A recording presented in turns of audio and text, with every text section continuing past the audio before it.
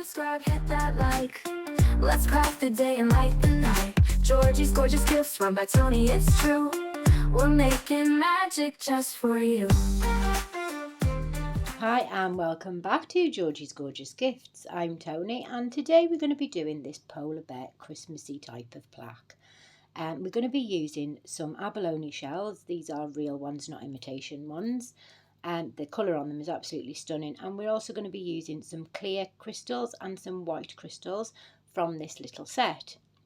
So what I've already done is I've laid them all out in the mould and how many I will need, and then I've popped them into these little yoghurt pots. So I just spent about 5-10 minutes just putting them all where I want them and just finding out roughly how many I'm going to need. We're also going to be using these green mylar flakes to decorate the trees, and we're going to be using some of this glitter UV resin to do some of the detail. So first of all, we're going to be using this diamond dust glitter UV resin that come in a pack of 12 opaque colours. You can see the colours here. They're really pretty, and we're going to be using this to colour in the moon and the little deer detail that's on the front of this mould. Now I do advise mixing up these pots when you get them, because if you were to just pour them out, they come out clear, but if you give them a bit of a mix, then they come out as opaque glitter. Beautiful sparkly UV resin. So not only is this a project where we're going to be using multiple ways to decorate this, it just shows that you can use UV resin with epoxy resin in one project. So I'm just filling in this one deer with the gold, and you can see there's a beautiful sparkle on this. And I'm just filling in all this deer. Now I didn't want his antlers to be the same colour, so I do use some black 3D UV resin to go in with my cocktail stick, being really careful with the sharp edge not to catch the mould. And I'm just going into all his little antlers. I do in fact bend this mould just slightly, just to get into all the little gaps and grooves, because this is ever so thin. I then get a baby wipe and just rub it over the top to take away any excess resin. Then we're going to do exactly the same thing to the other little deer on the other side. I will pop the link for these glitters in the description, because they do several different boxes with different colours in, and I have 2 or 3 boxes of them, and for Christmas they are absolutely brilliant. So I'm using the silver to go in with the moon here. Now there is like little craters on this moon, which gives it like a really detailed effect.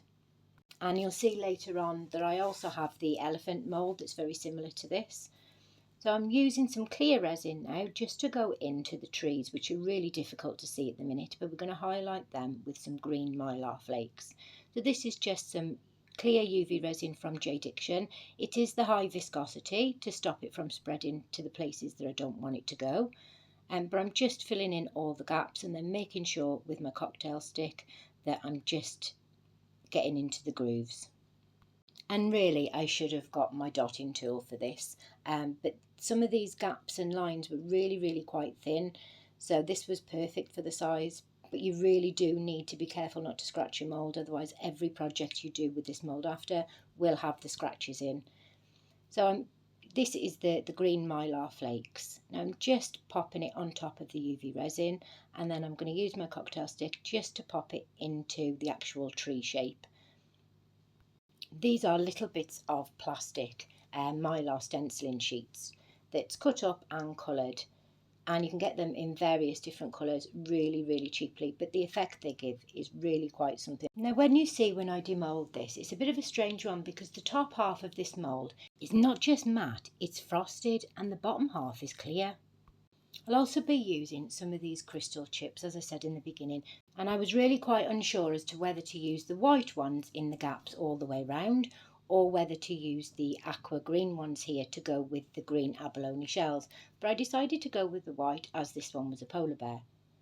So after popping the UV resin underneath my lamp and fully curing bottom and top, it's time to mix up my resin and pour in these crystal chips and shells. Now I've popped this through my electric mixer, the resinous mixer, and then into my degassing machine, so the resin is really quite clear. I do reuse my cups, which is why there's a blue tint in the bottom of this one, and I'm just pouring a little bit of resin into each of these yoghurt pots, just enough to cover these shells and stones. Once they were fully covered, I'm then popping them all along the bottom of this polar bear. There is like a slight line underneath the trees, so that's the line that I want to try and stick to. So I'm just making sure that it's all covered, remembering that we are working back to front, so what you can see is the back.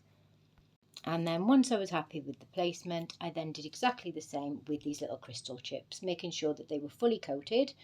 And you can see there's a groove all the way around this polar bear mould, so I'm just popping them all into that groove, making sure that they're not going to come out, and to try and not get any bubbles trapped underneath these crystals.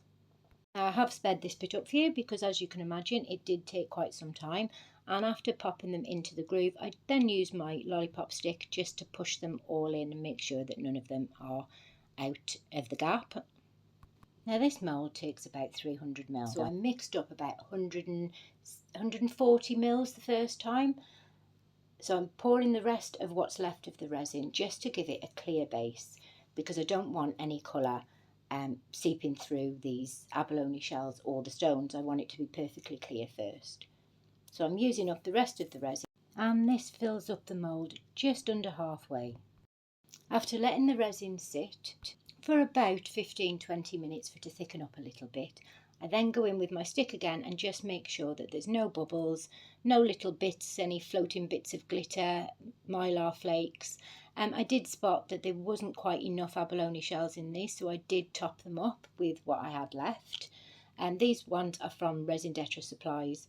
You can see the colour change in the two because we've got the real ones and then these are the fake ones. And you can, although they are brighter, you can tell the difference. There's just something about real abalone shells that just tick all my boxes. I then left this to cure for about 4 or 5 hours because I didn't want that defined line all the way through the piece. So I mixed up another batch of resin and then put it in my debubbling machine. And although this was by no means cured, it was cured enough to pop the next layer on. Now there were 2 shells here that you can see is just moved out of place ever so slightly, but it so annoys me when that happens because I did babysit it for quite a while. So now I'm mixing up to my resin just 1 drop of green and 1 drop of sky blue. These are Vivi dyes from Amazon, and just normal resin pigments. And like I say, I'm just literally dropping 1 to 2 drops into each cup because I only want it very, very, very slightly tinted, the blue and the green. You'll see at the end with previous pieces I have done this a little bit darker, so I wanted to go just a bit different. This wasn't quite dark enough, so I did add another drop into this, so there is now 2 drops in each cup, and then I give that a mix and do the same to the green. This is the same brand as the blue, come from the same set. If I can find the link, I will drop it in the description. Now, if ever you do look in the descriptions, sometimes I haven't got round to putting the links in quite yet, but within a few days of the video being uploaded, I always upload what links I can. So if there are any bits of equipment or bits that I use that you want to know where they come from and I haven't popped it in the link, just drop me a comment and I'll see if I can find it for you. So after I've mixed up this resin, and then pouring it onto the rest of the piece. Now I'm pouring the blue on the top and the green on the bottom. At the minute I'm just trying to fill up the mould as much as I can, but you can see I'm doing it gradually, bit by bit, so that one bit of resin doesn't push into the other. And the green wasn't quite dark enough, so you can see here I am added another drop just to darken it ever so slightly, and then adding the rest of this to the bottom of the piece. While I'm just topping up this mould, if I can just take this opportunity to say, if you haven't subbed, if you could do so, it would be very, very much appreciated, as it helps my channel out massively, and it is free. And there are other links in the description to support my channel further, but in way of an Amazon wishlist and buy me a coffee link. And although every bit of help is extremely important to my channel, I do appreciate that it is coming up to Christmas and we're not all in a financial position to be able to help out. So watching to the end and subscribing is the best way that you can help out my channel. So I have now filled this whole mould up right to the top with this rest of this resin. After running over it with my long nose lighter and leaving it for about 40 minutes, 50 minutes, I thought, I think it needs a few stars. So I got these glittery holographic stars and just decided to pop a few into the back of this piece. I'm just literally dipping my stick in and then popping various ones all over the place, because this is relatively thick now because it's been sat for about an hour or so in total since mixing. Now, yes, this is extremely thick and gloopy and probably not the wisest idea to be popping stuff in at this point. But I know my resin. I've been using craft resin now long enough to know the flexibility of it and how far I can push it. And I knew that once I rubbed some heat over the top of this, that it would then level itself back off, even with the inclusions in. So yeah, I should have left it alone at that point, but I still continued to poke and prod, because where I just dipped the stick in and then popped it in the resin, there were little clumps of these stars and I didn't want that, so I'm trying to just separate them out. But this just shows you again that, you know, with a good resin you've got plenty of curing time, and if there is a need to be messing with it a bit further down the line, then it is possible, as long as then you reheat your resin to lower the viscosity and to level it back off again, just like I'm doing here. So once this was done, I then left this to cure in my G3 for about an hour, and then it was ready to be demoulded. Now, the thing with this polar bear mould is it doesn't really matter what you do to it. It is stunning, absolutely stunning. And I particularly like it with these abalone shells. But you can see here the top is, like I say, frosted and matte, and then you've got this clear at the bottom, which is absolutely stunning. So like I said previously in the video, there is an elephant one that matches this set. So I did do that quite some time back now, but unfortunately the way it was filmed, I'd only just started doing YouTube videos and I'd filmed it the wrong angle, and trying to get it right was just an absolute nightmare. So it is only part of it, but it's just another way that you can decorate these moulds. Again, for this I'm using some different colour abalone shells rather than the UV resin to do the detail, and you can see the detail in here is slightly different. It's more of a savannah scene. So I've also got these holographic stars and different colour stars to use, and some green glitter that we're going to be using instead of the mylar flakes as we did in the previous one. We are still using some abalone shells because, like I say, this suits these moulds absolutely perfect. But there are also other photographs at the end of different ways that I have done this, not necessarily with the shells. So again, this is how I start off, just making sure how much we need, shells, etc., and then I pop them all in place. I did use blue stones to go around the edge of this one rather than the white ones, and we used some green glitter to do the tree. And you can see here that I am using the blue and the green still, but it is a lot darker than the one I've just poured. And the same goes for this mould. The top half is that frosted kind of matte mould, and the bottom is just purely clear. So after giving up both of my pigments a mix, I'm then doing exactly the same as I did with the previous one, half and half, pouring the green in the bottom and the blue on the top.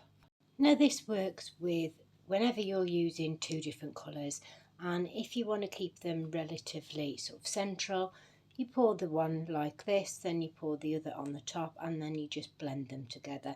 Now, in order to keep the line where you want it to, you just keep filling up the mould. So you can see here that I want the line exactly where it is, so I'm just topping it up bit by bit. Then I do the blue, then I push it back with the green, and then push it back with the blue to get it exactly where I want it. And like I say, this works with any colours. So after I filled the mould completely, I then left it to fully cure. The only difference with this mould is that I didn't put the clear layer in first. I used the colour right the way from the base. And you can see there is a slight difference, but I like both ways.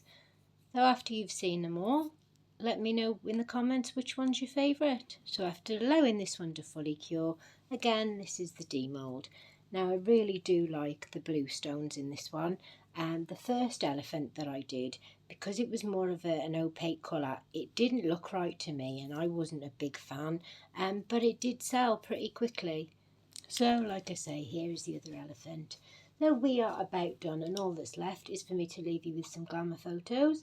So I hope you've enjoyed the video. I've been Tony from Georgie's Gorgeous Gifts. Hey Stay there, safe, friend, are you happy stopping by? crafting, Let me and show you bye for how to now. make resin fly.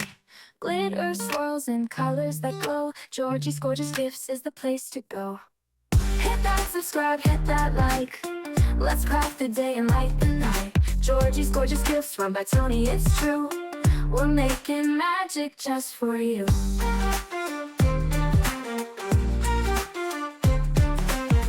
Pour the resin smooth and slow. Watch it sparkle, watch it flow. Tutorials bright like a morning sun. Stick around, the fun's just begun. One click away.